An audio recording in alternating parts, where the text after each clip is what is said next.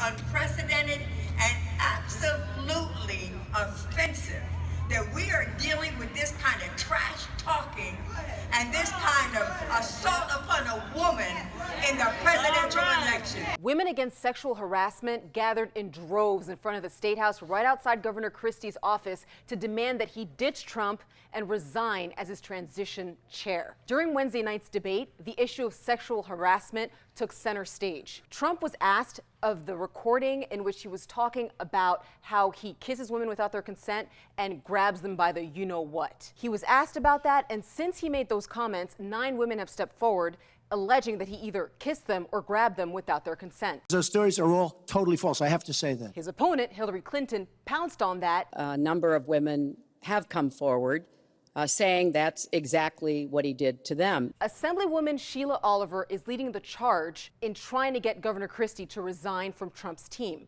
I asked the Assemblywoman, Governor Christie was not on stage, so what is so egregious about him supporting the candidate of his choice? We find it very egregious that our sitting governor is chairing the transition team for Mr. Trump, who has sought to denigrate these women who have come forward. She said that it's unfortunate that Christie chose to criticize those comments on his morning sports radio show. On the video itself, let's be really clear, it is completely indefensible, and I won't defend it and haven't defended it. You know, that kind of talk and conversation, even in private, is just unacceptable. These women also want Governor Christie to resign in case there's an issue of sexual harassment or sexual assault that does come in front of him in dealing with the state. They want to make sure that he is somebody who knows that it's wrong.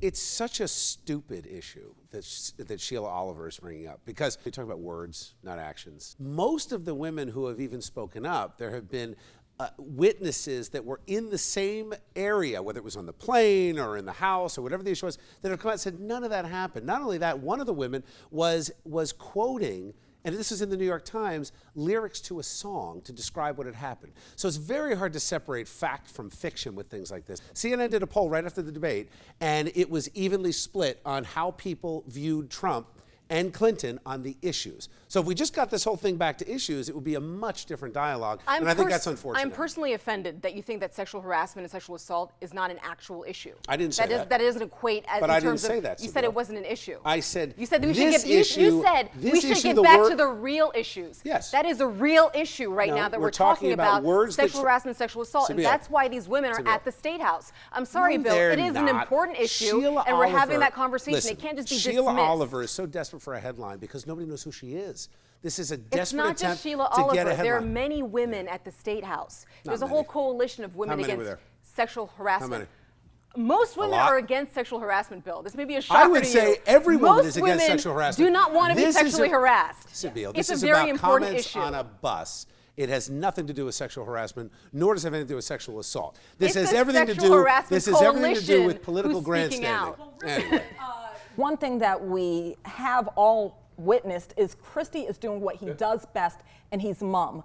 He hasn't come out and said anything. This is his time to maybe regain some confidence and approach these women and say, you know, hey, I may be his transition chair, but here's where I stand on this issue. People need to hear that from him. Silly. But good luck, Sheila.